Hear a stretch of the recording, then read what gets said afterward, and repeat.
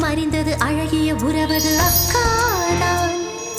மனமது சொன்னது அவளும் நமக்கொரு அம்மாதான்.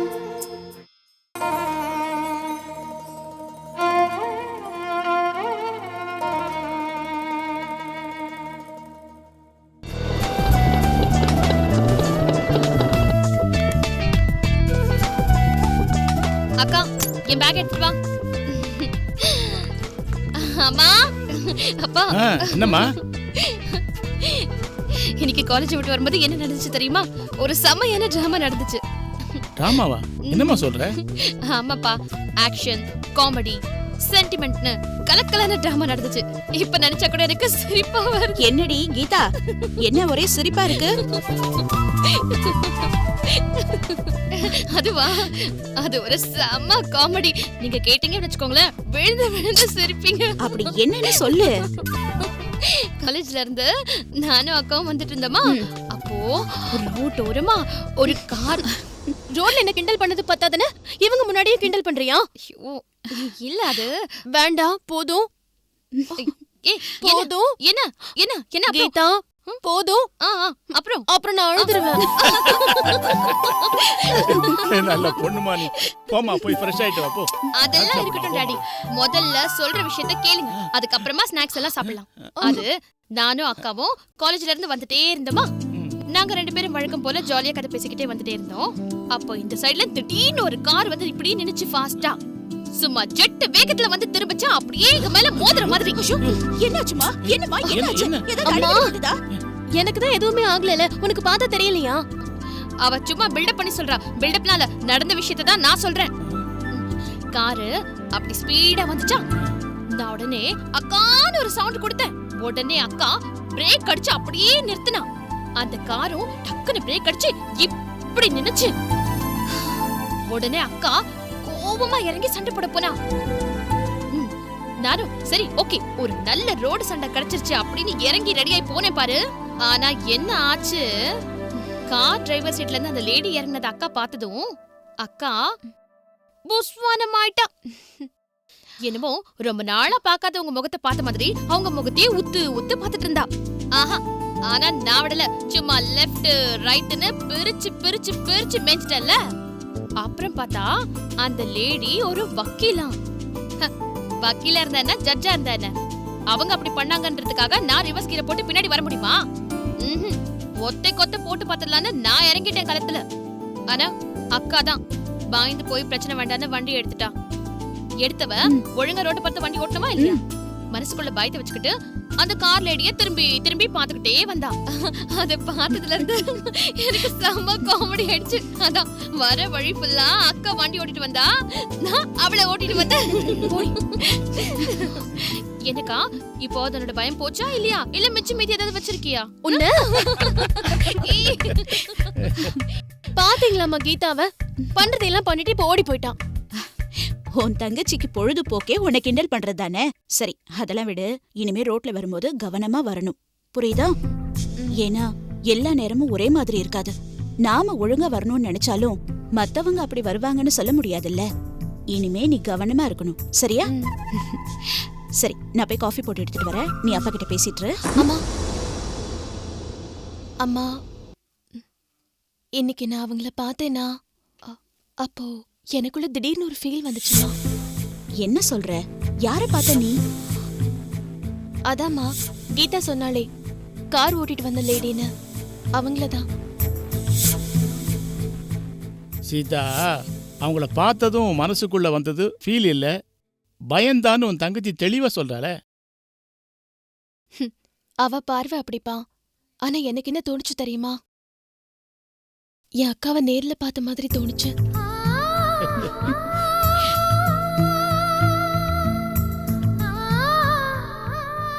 சின்ன வயசுல நான் பார்த்த என் அக்காவோட முகம், என்ன பாசத்தோட பாக்குற என் அக்காவோட கண்கள்,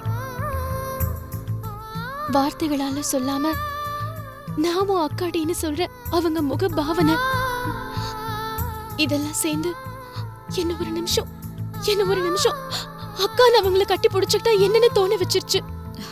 இதுல ஒண்ணுமில்ல சீதா, இன்னைக்கு உன் மனசுல அக்கான்னு ஒரு நினைப்பு வந்திருக்கு. அது இப்போ கோயின்சிடென்ஸா இன்னைக்கு அந்த லேடியே பார்த்துருக்கேன், அதான் உனக்கு அப்படி தோணி இருக்கு. மற்றபடி வேற ஒன்றும் இல்லைம்மா. இருக்கலாம்ப்பா, இருந்தாலும் அவங்களே அக்காவா இருந்தா நல்லா இருக்கும்.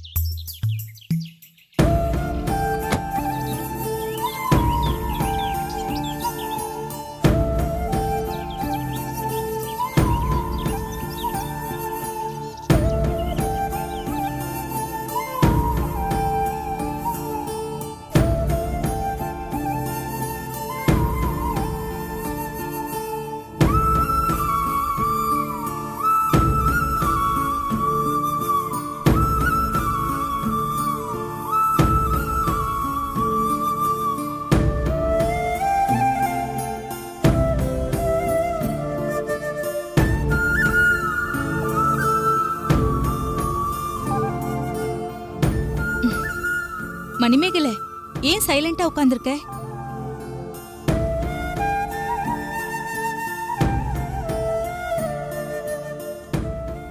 மணிமேகலை, என்னாச்சு மணிமேகலை? ஏதாவது ப்ராப்ளமா? ப்ராப்ளமா?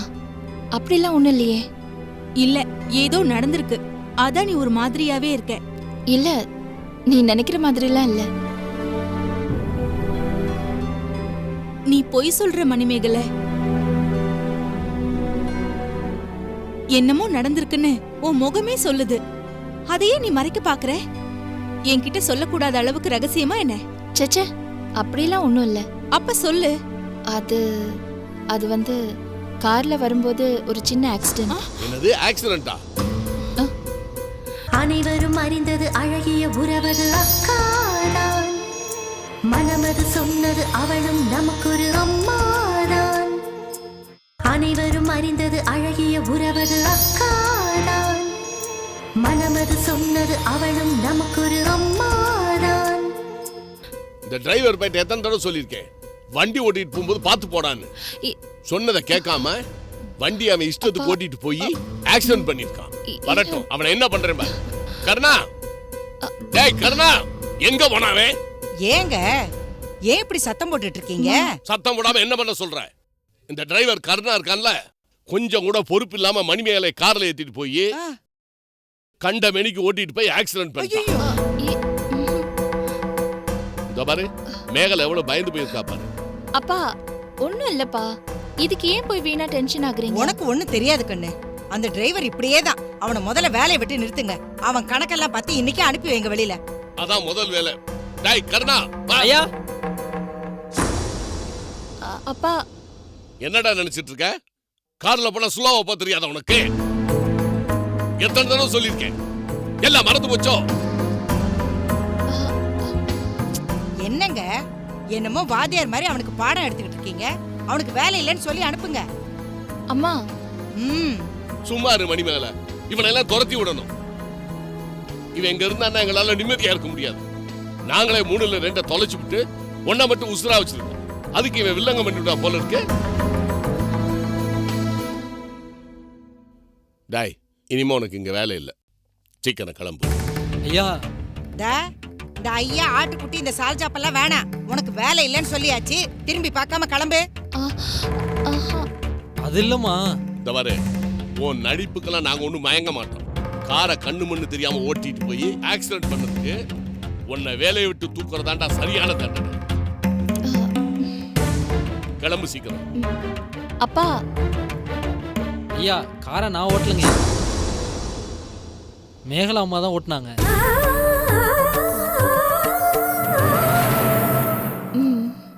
மேகலாவா?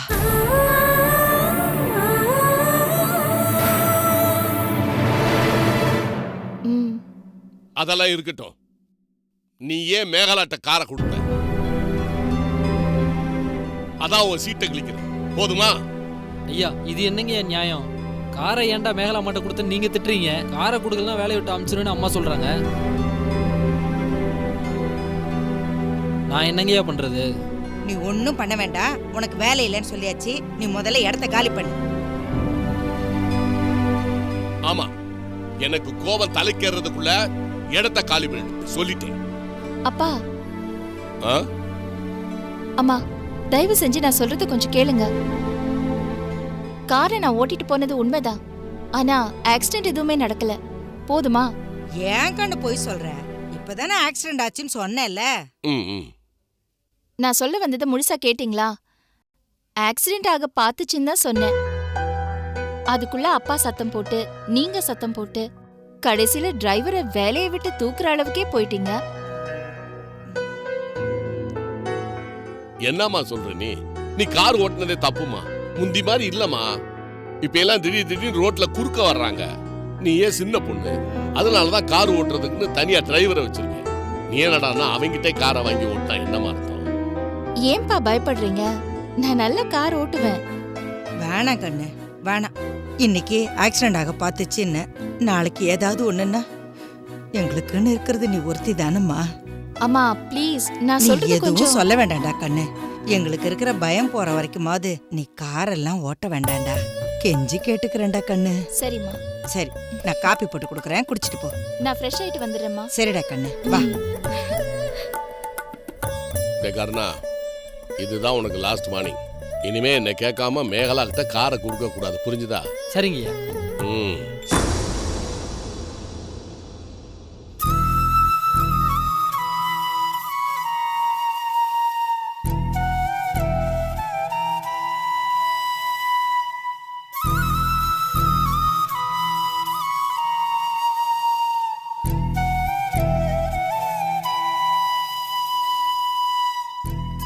மஞ்சு, மதுமிதா, எப்படி இருக்கீங்க?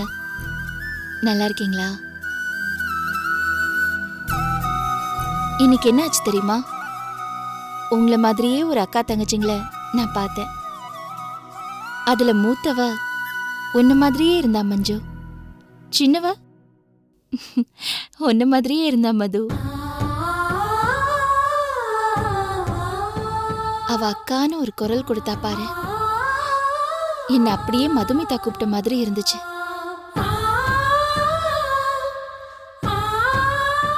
அவங்க ஓட்டிட்டு வந்த 2 வீலரை நான் என் கார்ல மோத பார்த்தேன்.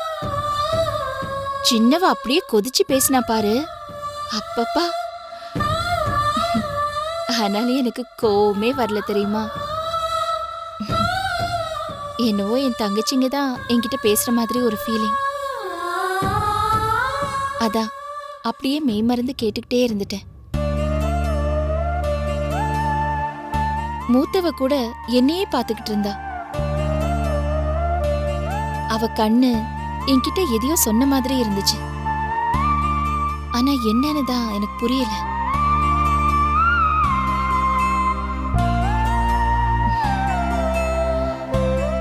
இன்னைக்கு அவங்கள பார்த்தது எனக்குள்ள இருக்கிற நம்பிக்கைய இன்னும் அதிகமாக்கிடுச்சு. கூடிய சீக்கிரம் உங்க 2 பேரையும் பாப்பேன்னு என் மனசு சொல்லுது.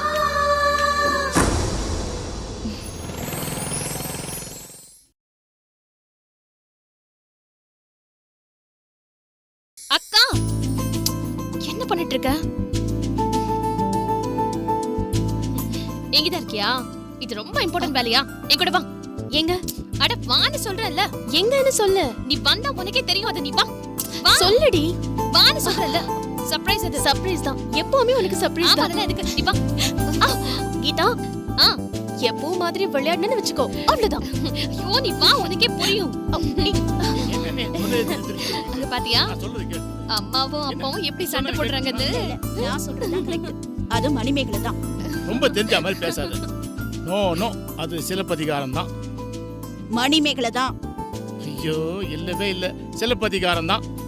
இல்லங்க, மணிமேகலை தான். நான் சொன்னா கேட்க மாட்டேன். wait, wait. நீ அவ்வளவு அடம்பிட்டு இருக்கனே. உங்க சண்டைக்கு நான் தான் நடுவர், நான் தான் பெஸ்டா வா தீர்ப்பு வா வா சொல்லுவேன். வா. நீதான் சரியான ஜட்ஜ். சொல்லு, நீயே சொல்லு.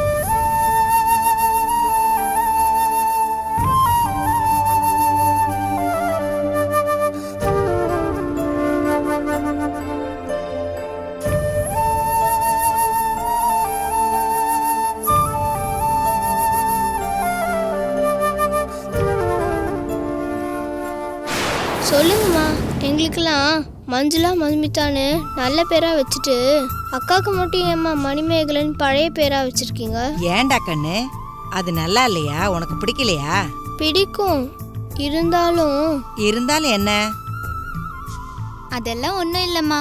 அவளோட பிரச்சனை என்னன்னா, அது என்ன பேரு மணிமேகலை சிலப்பதிகாரம்னு, அதெல்லாம் பாட புத்தகத்துல வர செய்யுள் பேராச்சே. அது எப்படி அக்காக்கு வச்சாங்கன்னு தான் அவளோட கேள்வி. சரிதானே மஞ்சு? ஆமாக்கா, அதுதான் நானும் அம்மா கிட்ட கேக்குறேன். அது வேற ஒன்றும் இல்லடா கண்ணு. எந்த குழந்தை பிறந்தாலும் அழுதுகிட்டு தான் இருக்கும், சத்தம் போடும். ஆனால் உங்கள் அக்கா மணிமேகலை பிறக்கிறப்போ அவள் அழுகையோட சத்தம் முருகன் கோயில் மணியோசை மாதிரி கேட்டது. அதனால தான் நானும் உங்கள் அப்பாவும் சேர்ந்து உங்கள் அக்காவுக்கு மணிமேகலைன்னு பேர் வச்சோம். இப்போ உன் சந்தேகம் தீர்ந்துச்சா?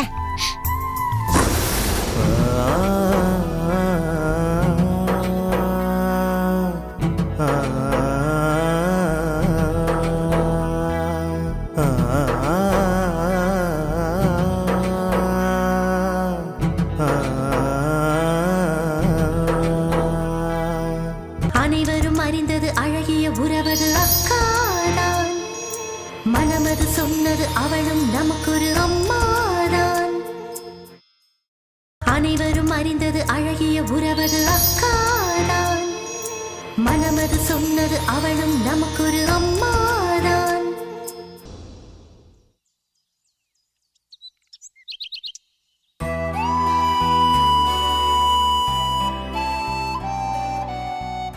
ஐயா, காஃபி எடுத்துக்கங்க. மேகலா எந்திரிச்சிட்டாலாமா? அவ விடிய காலையில எழுந்து லேப்டாப் நோண்டிட்டு இருக்கா. பெட் காஃபி கொடுத்துட்டேன், இது செகண்ட் காஃபி. சீக்கிரம்.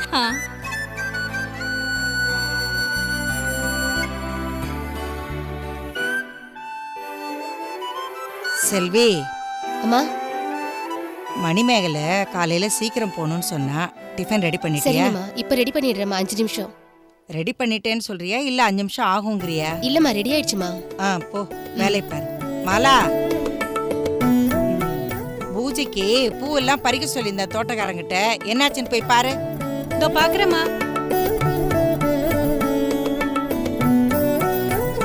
காஃபி கொடுத்தாளாங்க? அம்மா துர்கா. என்னம்மா? பூஜை சாமான்லாம் அங்க விளக்கி வச்சிருக்கேன், அதையெல்லாம் எடுத்துட்டு வந்து சாமி ரூம்ல வச்சு ரெடி பண்ணிடுமா. சீக்கிரம் ஆகட்டும். சரிங்கம்மா.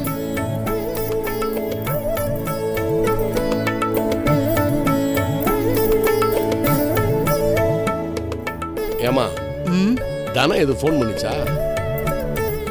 நல்லபடியா ஊர் போய் சேர்ந்துச்சா? நல்லபடியா ஊர் போய் சேர்ந்துட்டாங்களாங்க. நம்ம மணிமேகலை வாங்கி கொடுத்த ட்ரெஸ் எல்லாம் ரொம்ப பிரமாதமா இருக்குன்னு நம்ம சுப்பையா அண்ணன், அருண், காவியாலாம் ஃபோன் பண்ணி சொன்னாங்க.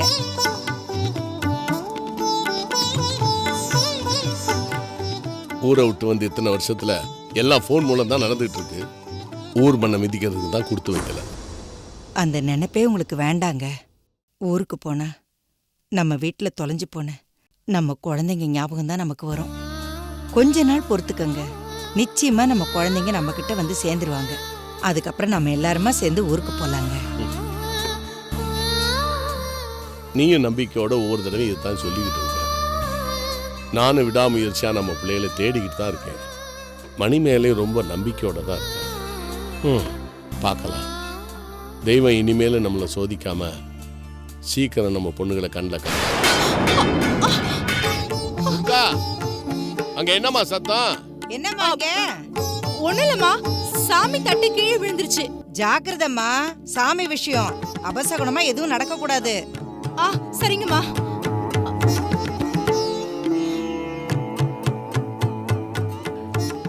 ஐயா, உங்களை பார்க்க ஒரு சாமியார் வந்திருக்காருயா. சாமியாரா? யாருன்னு கேட்டியாமா? கேட்டையா, வெள்ளிங்கிரி சித்தர்னு சொன்னாரியா. வெள்ளங்கிரி சித்தர்?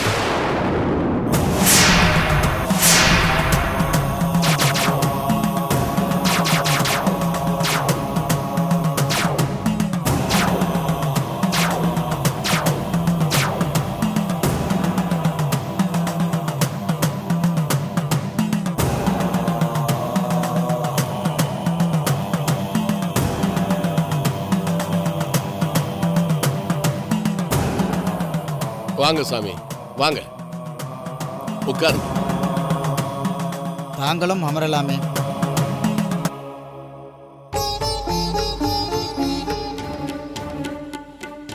நீங்கள் என்னை எதிர்பார்க்கவில்லை என்று உங்கள் முகத்திலேயே தெரிகிறதே.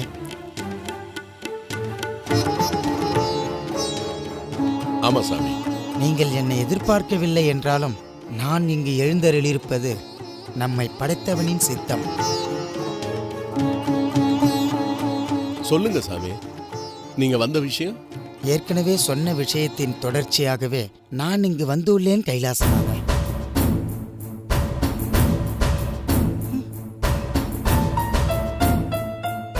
என்ன குழப்பமாக இருக்கிறதா? ஏற்கனவே நான் சொன்ன விஷயத்தில் கொல்லிமலை சித்தரிடம் சென்று பரிகாரம் கேட்டு அதன்படியும் நடக்காமல் பிடிவாதமாய் விதியின் பயனால் உன் மகள்கள் இருவரையும் கடந்த 14 வருடமாக பிரிந்து கண்காணாமல் இருக்கிறாயே. இனி இதில் என்ன தொடர்ச்சி வரப்போகிறது என்று குழப்பமா உங்கள் இருவருக்கும்? நீங்கள் தாண்டி இருப்பது பாதி கிணறுதான் என்பது தெரியுமா உங்களுக்கு? முக்கியமான கண்டம் இனிமேல் தான் வரப்போகிறது கைலாசம்.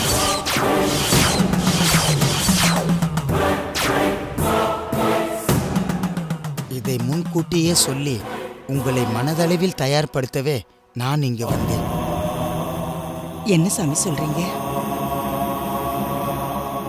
பரிகாரம் பண்ணலைனாலும் நாங்க பெத்த குழந்தைங்கள 14 வருஷம் காணாம போய் பிரிஞ்சிருக்கோம். இதுக்கு மேலே எங்களுக்கு சோதனை வருமா? அப்படிதான் எங்களை ஆண்டவன் சோதிப்பானா?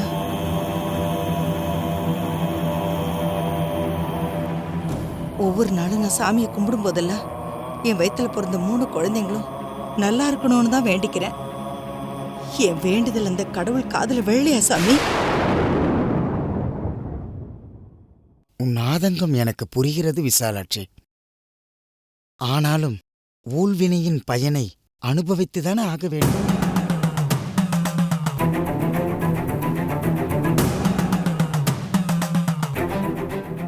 முடியாது சாமி, முடியாது.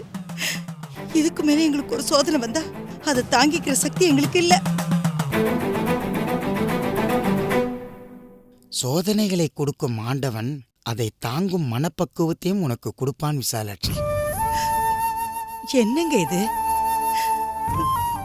சாமி என்னென்னமோ சொல்லிட்டு இருக்காரு. இதுக்கு ஒரு முடிவே இல்லையாங்க? ஏற்கனவே நாம பெத்த பிள்ளைங்களை 14 வருஷம் நாம கண்ணுல பார்க்காமலே பிரிஞ்சிருக்கோம்.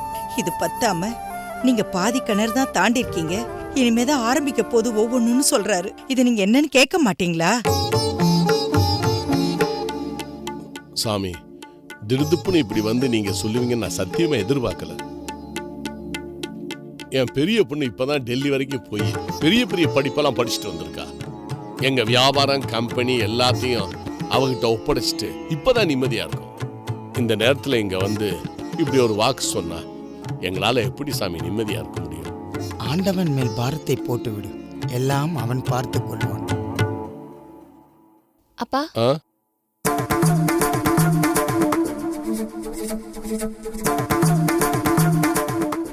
என்னம்மா அப்படி பாக்குற? சாமி என் ஞாபகம் இல்லையா? சின்ன வயசுல கூட நீ பாத்திருப்பிய. இவர் தாமா வெள்ளங்கிரி சித்தரு. ஞாபகம் வந்துருச்சுப்பா. நம்ம கிராமத்து வீட்டுக்கு வந்திருக்காங்கல்ல, அவரேதான். சாமி, இதான் என் மூத்த பொண்ணு மணிமேகலை. நலமோடு இருப்பாயாக. இவளும் என் பொண்ணு மாதிரிதான். பேரு துர்கா. சின்ன வயசுல இருந்து எங்க கிட்ட தான் வளர்றா. வணக்கம் சாமி. இவளும் என் பொண்ணு மாதிரிதான் சாமி.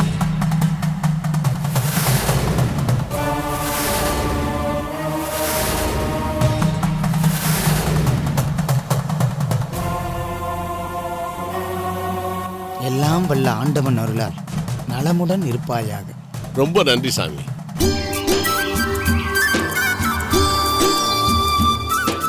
பாட்டி ஊரை விட்டு போய் வருஷக்கணக்காயிடுச்சு.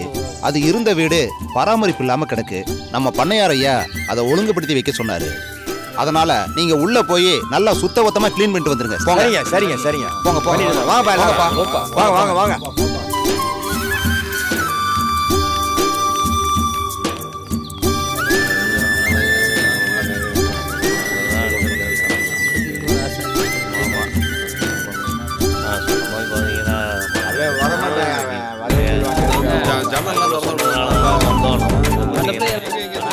என்னப்பா ஒரே பேச்சு சத்தமா இருக்கு? வாய் பேசாம ஒழுங்கா வேலையை பாருங்க. இந்தாங்க கணக்குப்பிள்ள. வீட்டை ஒழுங்கா சுத்தம் பண்ணீங்களா? ரொம்ப பிரமாதமா சுத்தம் பண்ணியிருக்கோம். நீங்க எவனா போய் பாருங்க. சரி, போகும்போது அப்படியே ஹோட்டல்ல எல்லாரும் சாப்பிட்டு போங்க. அப்புறம் சரி, உங்க மச்சான் ஹோட்டல் இருக்குல்ல, அங்க கூட்டு போய் எல்லாரும் சாப்பாடு வாங்கிக்கோங்க. சரிங்கய்யா. வாங்க வாங்க. சரி வாங்கப்பா வாங்கப்பா. கணக்குலையா மாச சம்பளம் கைக்கு வரல, கொஞ்சம் ஐயா கிட்ட சொல்லி ஏற்பாடு பண்ணி கொடுத்தீங்கன்னா செலவுக்கு ஆகும். சரி போ, பாக்குறேன் போ. போயா. அதான் சொல்லிட்டேன்ல, போக வேண்டியதானே. வீட்டை ஒழுங்கா சுத்தம் பண்ணிருப்பானுங்களா இல்ல ஒப்புக்கு சுத்தம் பண்ணிட்டு போயிருப்பாங்களா? இவங்க சரியா பண்ணாம விட்டுருந்தா பண்ணையார்கிட்ட யாரு திட்டு வாங்குறது? எதுக்கு ஒரு தடவை உள்ள போய் செக் பண்ணி பாத்திர வேண்டியதுதான்.